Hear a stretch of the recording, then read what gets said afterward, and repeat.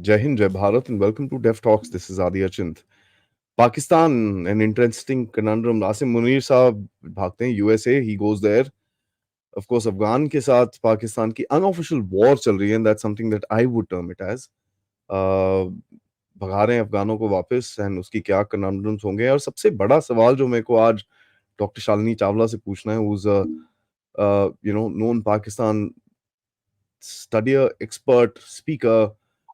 क्या क्या मैम के साथ आगे ऐड करें, that's going to be difficult to put in a sentence, but I respect her opinion because she's been able to actually, इनके आप इनको सुनिए and you will be able to understand that a level-headed conversation about Pakistan is also needed. Rhetoric के बाहर. तो let's try and understand what is happening inside Pakistan, and most importantly, जो मेरा सवाल इनसे रहेगा कि is Nawaz Sharif today army approved? So, ma'am, namaskar, good afternoon, and welcome to the show. Namaskar. Thank you, Adi. Thank you for having me on your show. Always a pleasure. Ma'am, I will be putting your profile in the description so that people can actually see who you are and everything like that. But let me just ask you right at the beginning.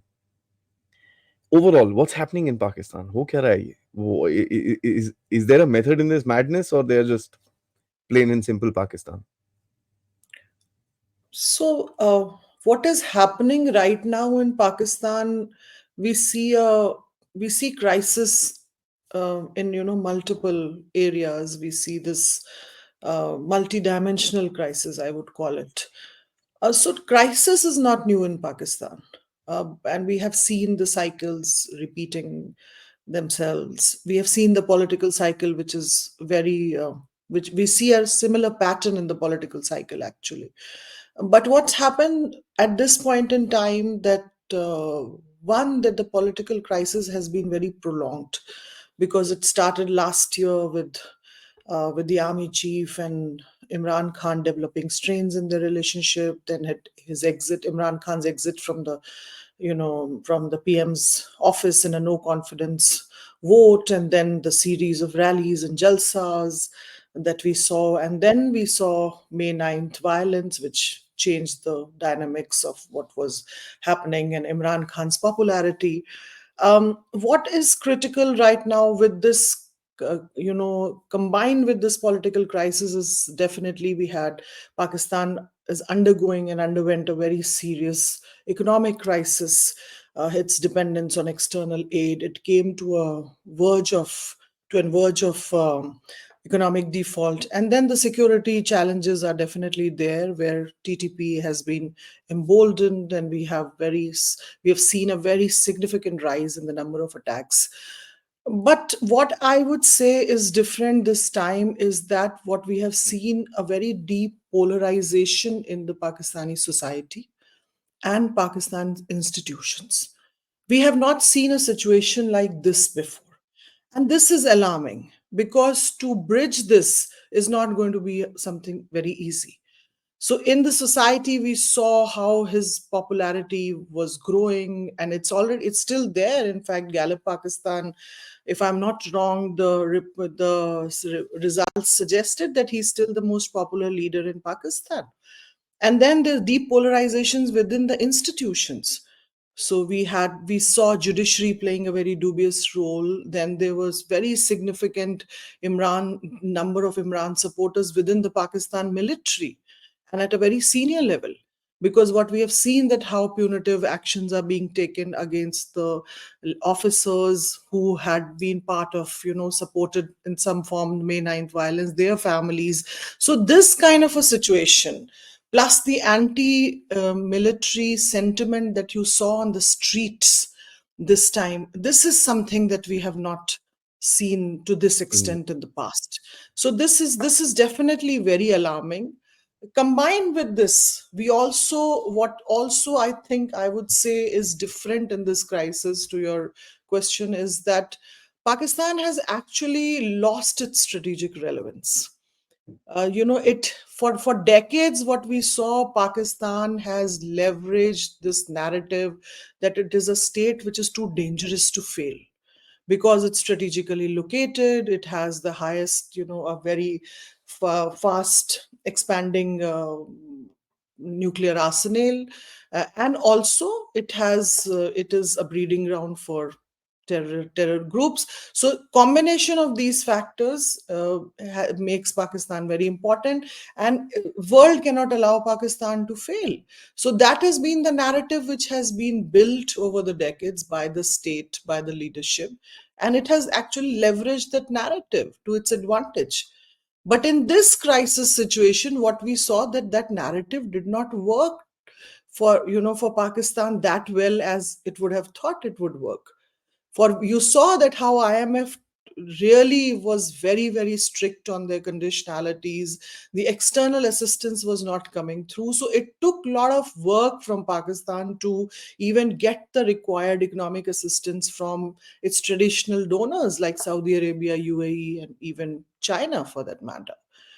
So now the strategic relevance obviously has gone down because of the US exit from Afghanistan, United States focus on the Indo-Pacific strategy, where Pakistan does not figure out at the Hmm. moment, and it can't figure out actually.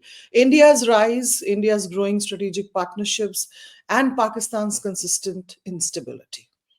So Ma'am, these are all factors hmm, combined which makes the crisis very distinct. yeah, ma'am, that's what I wanted to ask you about. Ki we look at Pakistanis today and we say, "Yeah, here are people who are, probably sitting in the deepest hole in the on the planet and digging further."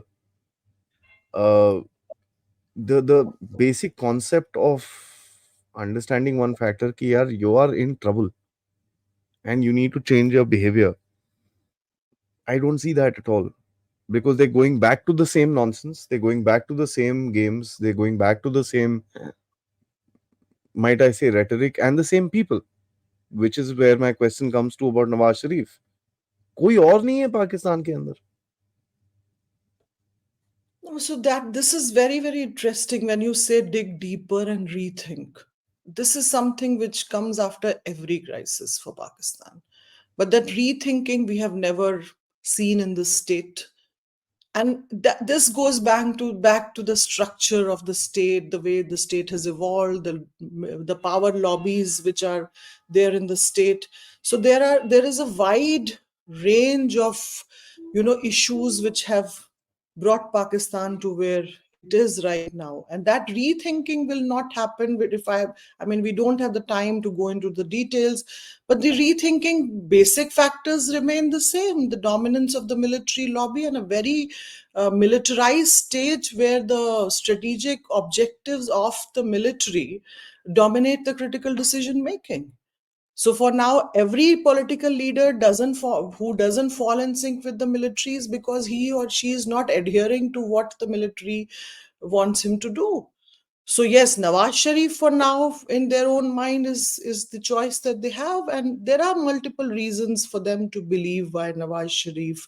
And if I'll just go quickly, because if you remember that Imran Khan won in Punjab, and for Hmm. Pakistan military and for any regime to be in power, it's very important to win Punjab, and they feel that Nawaz Sharif will be able to get that vote bank back for them in Punjab. That is one.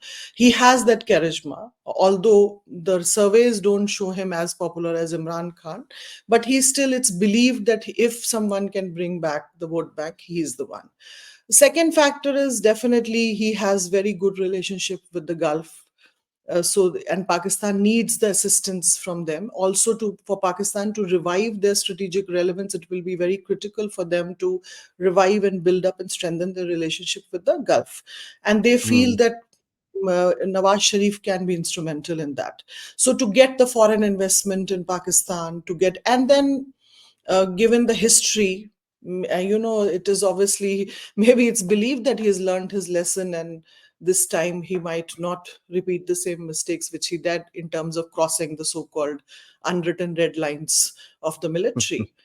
So yeah, there is lack of leadership, but then lack of leadership, Adi, why Pakistan? It's all over the world that you see that leadership challenge remains everywhere, and Pakistan anywhere is a state which struggles with many crises. So yeah, Nawaz Sharif for now, it looks like he's the He's been called the new Ladla. So Mm. right now, what we see that whatever is happening around in Pakistan is to build up and strengthen PMLN and to Mm. kind of stage manage everything which brings PMLN in a dominant position. I won't say I mean, I still see a coalition government coming in as of Yeah. now, but certainly PMLN is going to be in a stronger position because Imran Khan definitely is going to be kept out of the election scenario for sure. I mean, PTI Mm. is Mm. nothing without him.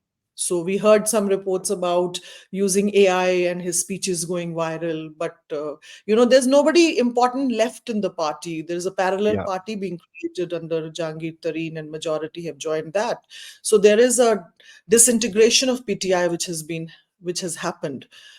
So there is no challenge for and obviously Bilawal Bhutto doesn't have pose a significant challenge to Nawaz Sharif at the moment. Bilawal was being shined up, or let me just say this again, the other way around. Bilawal was trying to shine himself up by making very strong statements going around, but I don't think that thing worked. His childishness kind of came out quite clearly. Ma'am, Asim Oh Munir yes. went to the US. Sorry, Are you referring to the also very statement which he made against RPM in UN? RPM. And He did the same thing in the UN. He did the same thing in US. He was sitting there for about I, two I and a half think weeks. those statements were primarily to just say that look, I'm here and I मैं भी could be हूँ. the choice Mm. of the military.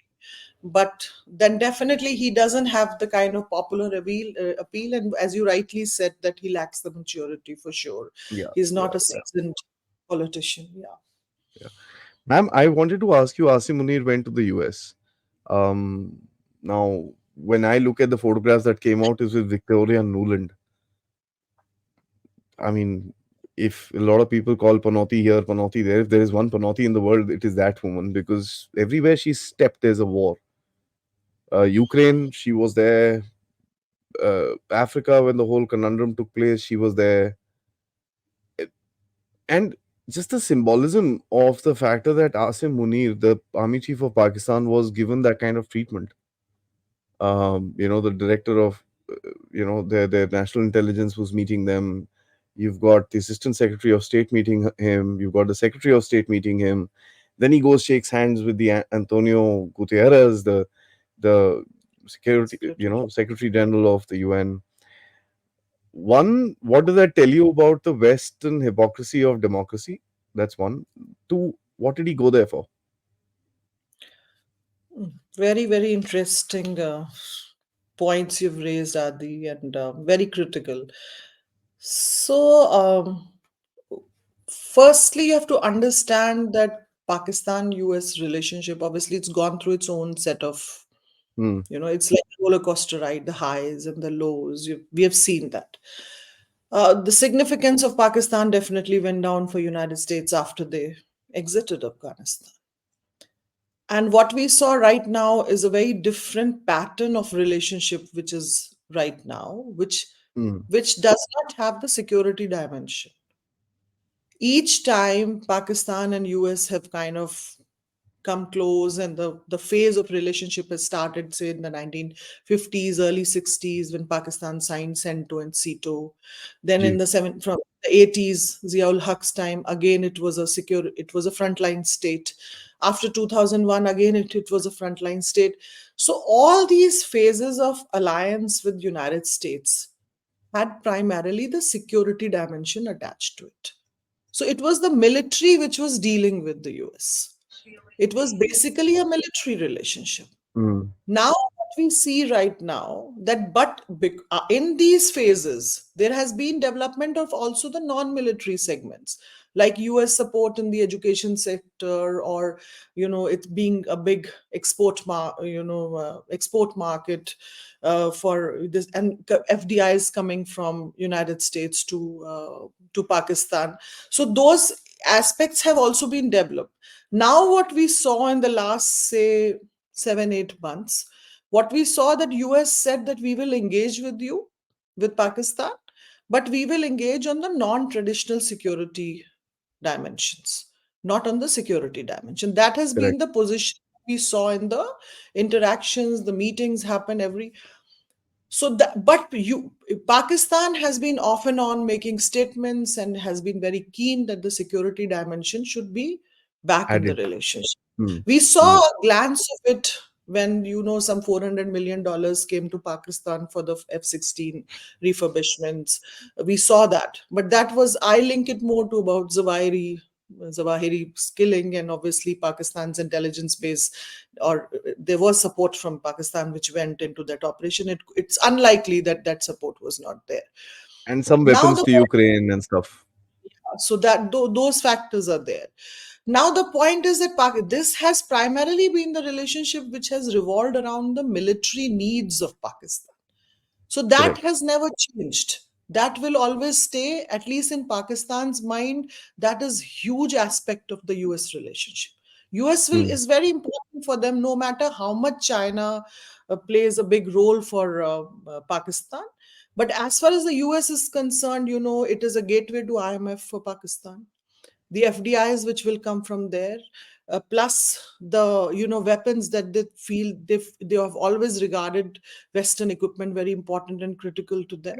It Yeah. is very important for Pakistan's image at the international level to be close and in good books of the United States, and very importantly, the Pakistani diaspora in US. They play a very active role. And you have to also, I mean, this maybe it's on a lighter note, but all the generals and the top say officials, they all their kids are in United States. They all like That's to an be there. advantage. They don't like to buy a house in Shanghai or Beijing or send their kids to China, no matter even if they're like higher than mountains, deeper than ocean. Their kids will always go to United States, right? So these are the linkages. On the other hand, US would always like to keep, no matter even the relevance of Pakistan has gone down, they would like to keep Pakistan warm, because any counter-terror operations, uh, Pakistan will be required, because linkages to all the terror operations, the roots will you will always find in Pakistan. Second, to count, they would not want China to expand itself beyond a certain limit in the region. Correct. So kind of limit that influence. And if you remember and recall, in September, the US ambassador to Pakistan had visited Gwadar, and it created a lot of debate here in Issues. India Yeah. and outside. Yeah. He went for the secret visit. So Chinese increasing presence in Pakistan in the strategic areas, that is something which US will have definitely have that concern. Although Hmm. it's very surprising that till now US has never raised a single question about the China Pakistan alliance. We have not heard that. And Chinese never raise a question about Pakistan's dependence or reliance or assistance coming from US, because for Chinese, I understand it helps them, because if the IMF loan comes to them, it balances Pakistan's Some. economy, it actually relieves China burdens on the Chinese shoulders. And similarly, we have seen US being very focused on their own strategic objectives and have never questioned this alliance. But I think now obviously this has been one of the factor. Now Asim Munir going there and him meeting the critical figures there, and the important people, is very understandable. When he goes there, the military leaders gone there, those meetings, I'm not surprised. But not much is known about what came out of the meeting. But what we know, obviously, that he had interaction there with the political leadership and military leadership, and also interacted with the diaspora there. But my assessment is that the counter-terror operations in Pakistan are not unlikely after the elections, targeting the TTP. And for that, some kind of support from US is something with which Pakistan will certainly be very, very keen for that. I think this is one of the factors which might have been discussed. Might have been. I mean, I don't know clearly, but all the indications, all the Point towards that. developments, Hmm. past experience, they point towards this direction. So Pakistan has not gone for the operations right now because of the internal, the crisis is so deep that you don't want to add one more thing by the military operations, which will lead to further displacements. But how will they now counter the TTP, and which is targeting only the military or installation primarily? I was reading a Hmm. report by Pakistan in one which came out from Pakistan. In the first 9 months of only this year, the attacks on the military installation have been quite significant, and close to about 380 military security establishment personnel have been killed, which makes to about say 40 officers or personnel per month. It's a very, very big number for a Pakistan Yeah, military to this month have is that. going to be really high. Yeah. Now we've just 25 had an attack. yeah. Yeah, 25 of them have killed. So I don't see Pakistan military to just keep absorbing this with no answers. All their efforts towards Afghanistan of using whatever the pressure tactics they could have, it hasn't changed TTP's behavior. Or for that matter, Hmm. I don't think Taliban's assistance to TTP has gone down. Ma'am, you mentioned something about the factor that they have properties there. I take that as a double-edged weapon, because the Chinese also have a lot of property in the America, and whenever the Chinese kind of take a step too far, the Americans remind them that all your money is there. ठीक है? Chinese Yeah. money nahi, all your money is there. So just be careful. Somewhere down the line, I think the Americans do that in purpose also, take a blind eye, because that's soft underbelly of Pakistan that could be triggered when you need it to be. So No, no, that's I think it's a very valid point that you're making. Yeah. yeah. Dusra, ma'am, I want to ask you now. You mentioned about this whole anti-terror operations. The first thing that we see is the throwing out of Afghans, primarily Pathans, Pashtuns from Pakistani soil. Uh, Humanitarian crisis, ये वो, although sad, but nobody cares in the world. ये Gaza का जो everybody is running around humanity, humanity, humanity. Nobody cares. Sudan में yesterday almost 4 million people got, in the last week, lost their houses, got displaced. There's no botheration. So humanitarian crisis is a political weapon. I'm not talking about that. I'm talking about the fact that primarily you're throwing out Pathans. You've got the same population, same ethnicity within your army. Almost 20% of your army is Pathan, is Pashtun, as whatever you want to call them. Uh, how does that impact into the whole response factor? Because we know that whole thing is also a sham. There's a lot of money being made by local authorities. Yeah, well, there's a whole lot which is happening in that place. But whatever said and done, these guys are not going to sit quiet and take their brothers being thrown out of the country the way they've been, the way it has happened. Yeah, actually it's a yeah, you raised a very valid point here. Because if I in my say readings of I've been working on this in this field for like 2 decades now. I think this is the largest Mhm. forced migration that we have seen probably. And adding, I mean, migration from here, adding humanitarian crisis in Afghanistan, sending women to the country where you know that they will not be allowed to go to school and have no rights there. And then in that whole process, there is a lot of other, atrocities going on this side of the border also. So one is that what are they potentially trying to gain? They are trying to use all the stakes that potentially Taliban has in Pakistan. So one is this was one big factor that they had, that we are hosting these Afghan refugees and now we're going to send them back. And secondly, if you also have read that the Pakistan has also made a statement some time back, 2 3 weeks back, that we will not support Afghanistan's case at the international forum anymore. So we will not support the fact that world needs to recognize Taliban. So that's another one. So you this how will it play down within Pakistan? I think it's like a ticking time bomb.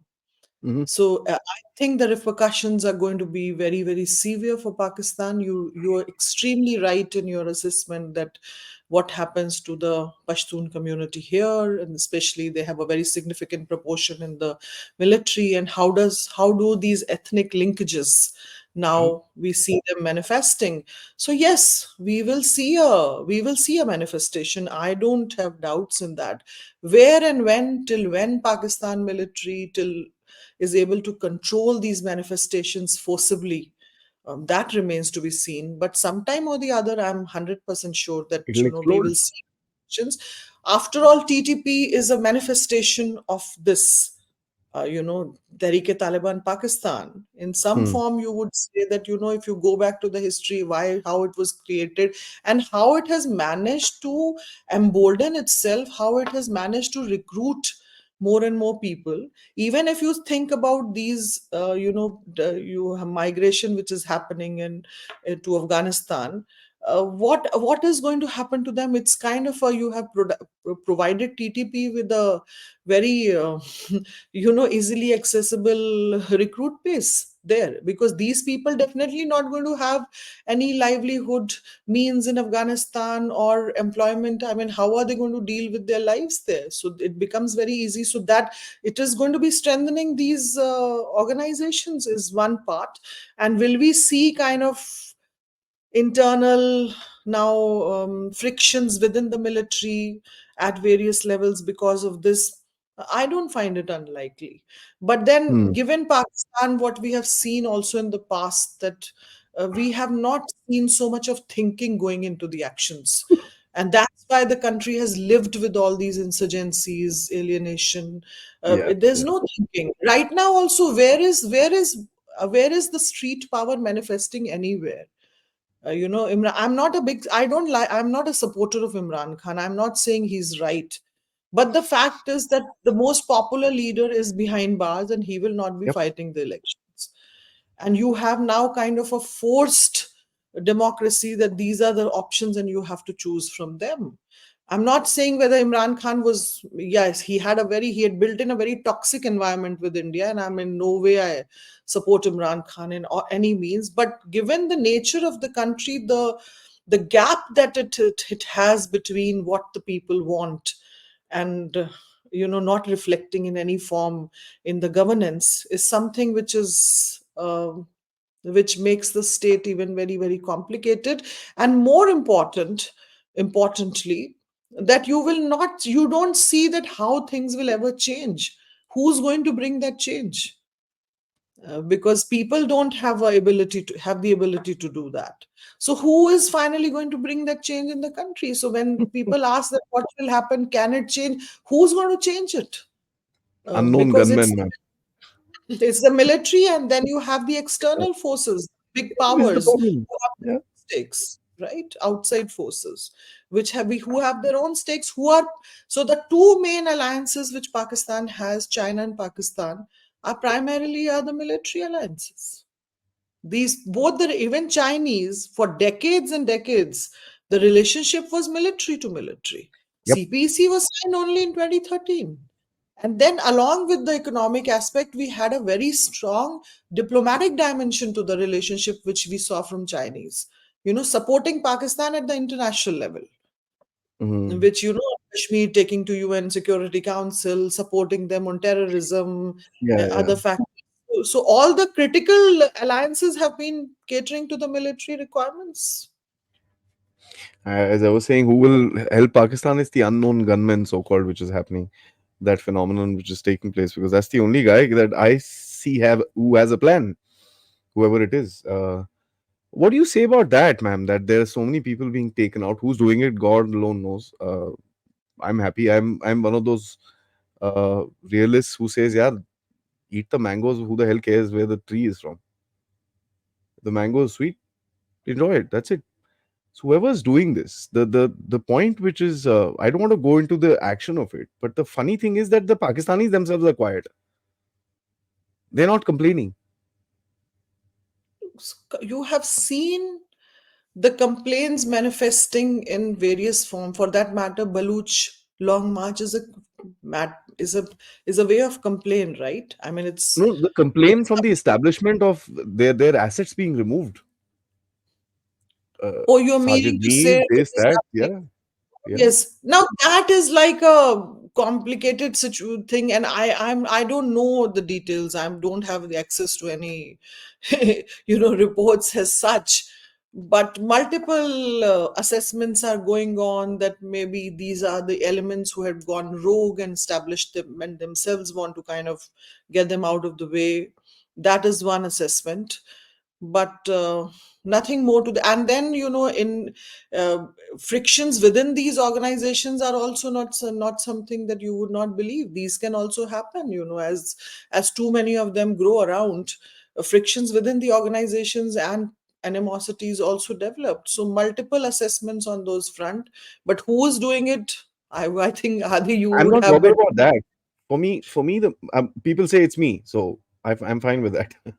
you know, I But keep then if joking it's around. Who's working, if it's working in the favor of Pakistan in terms of eliminating of these rogue elements who could maybe settle the country more, maybe it's okay for them. I don't know. why are they so quiet? These are assets that they've developed over the long time. Sajid Mir is I not a small guy. Why are these guys so quiet and not blaming India?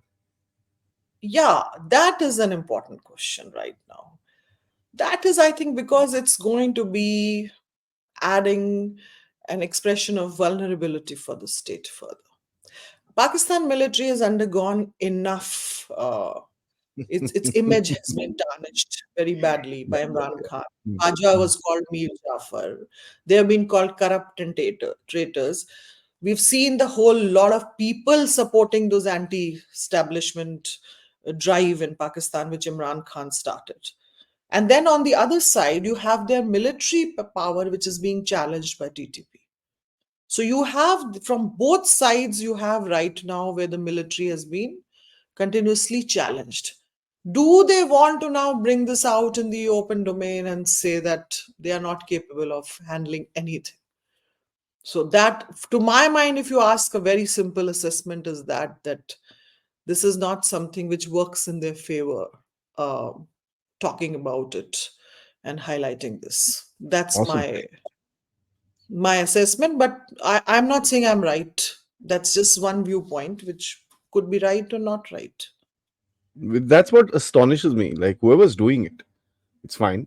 Let them do the job. I'm not here to kind of open up secret operations of any country for that matter. I don't know if it's us. If it's us, damn good, 10 points. If it's not us, damn good, whoever it is, 10 more points because it favors me. So that's perfectly all right. But the sheer factor that the Pakistanis are keeping quiet is quite amazing. You mentioned the Baloch Long March, ma'am, and that's my last question to you: is that you have this Long March, which is a very interesting phenomenon. It's being led by a lady, which has never happened before in the history of Pakistan. The last leader lady, sort of a thing. I don't consider her that. A lot of people have a huge, very good opinion of Benazir Bhutto. I don't. She's created a lot of chaos within the region, as a matter of fact, because of her actions. Uh, but this is interesting, and there's a huge march going on. They're headed towards Islamabad. Um, and it's not just the Baloch. There are loads of other people. There are Sindhis in it. There are Pashtuns in it. There is a whole lot of even some Punjabis, as a matter of fact. I've heard from South Punjab a lot of people have joined that march. I don't know what's happening here. What is your opinion, and how far do you think they'll be able to pull this through?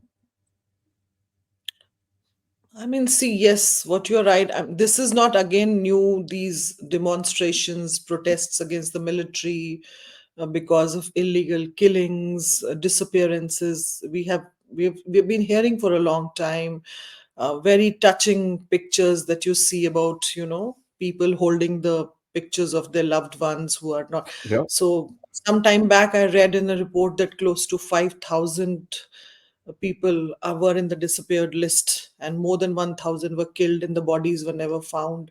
So that's been there, but this one really triggered a major reaction of a 23-year-old guy who was killed.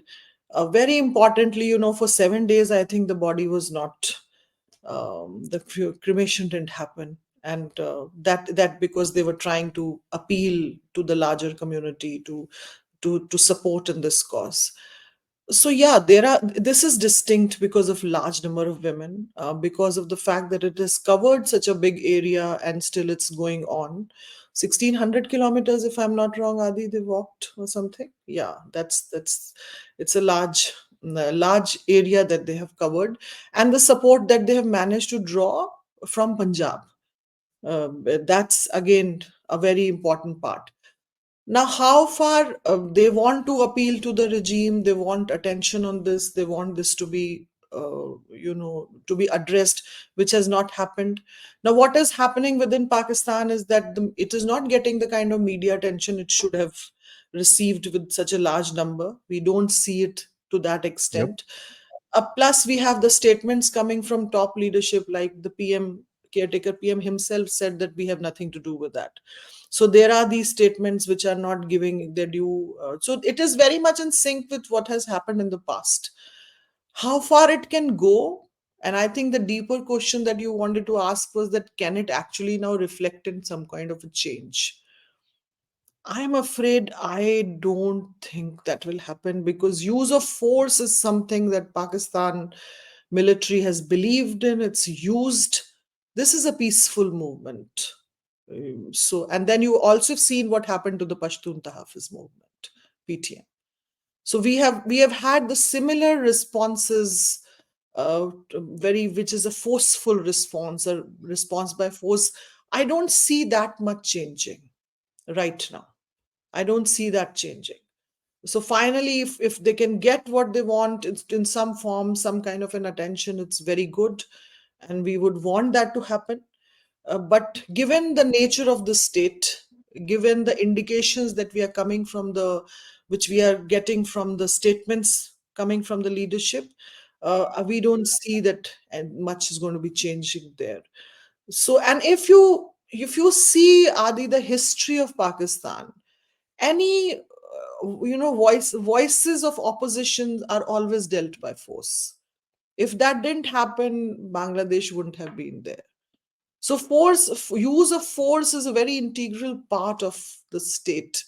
I have yet to see any conflict which is being sorted with the dialogue in the country, not in the recent times or in the past, nothing significant. So I don't see that changing. But how will it impact the whole situation? It will keep Baluchistan restive. It will keep the environment very unstable.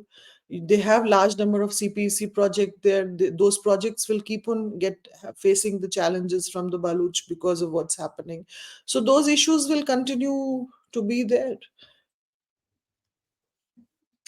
It's a very volatile situation, if I may say it very politely. Ma'am, thank you so much. This has been quite an insightful interview, because what we are Thank looking at Pakistan today is a ticking time bomb, if I may, and I have not seen that kind of a thing with any country around the world. I mean, I could compare them to having a self-destruct sort of a pattern that the weird countries of the world have actually had. For example, the Hamas in Gaza, self-destruct. You just put a button there and explode, and it's exactly what I see in Pakistan, because I don't see a plan. It's always the thing that, and with your interview, I think I'm more confirmed about the fact that they कुछ हो जाएगा देखेंगे क्या करते हैं. It's just like that. It's so something will कुछ happen. होता है, आप हमेशा अपना आगे का असेसमेंट आपको बेस करना होता है पास्ट हिस्टोरिक बिहेवियर पे. आपको हमेशा एक ट्रेंड, जो कंट्री का बिहेवियरियल पैटर्न है, उसमें अभी ऐसा क्या हुआ है जो चेंज हो जाएगा अगर वो आज तक उस इशू को नहीं रिजॉल्व किया गया. तो अभी तो मिलिट्री बिल्कुल ही डिफरेंट मोड पे, जहां पे पूरे कंट्री में एंटी मिलिट्री वॉइसेस का zero tolerance has been established very clearly, I think, because this, Hmm. the court cases being run on, are being faced by a lot of civilians and military, families of the military officers, for being part of the May 9 protest. So I think the very very clearly that a norm has been established of the dominance of the military, and anything against the military will not be tolerated. So, what has changed that the response will change? You have to assess from that lens, I think. Indeed, indeed, ma'am. Thank you so much, ma'am, and looking forward to another conversation very soon.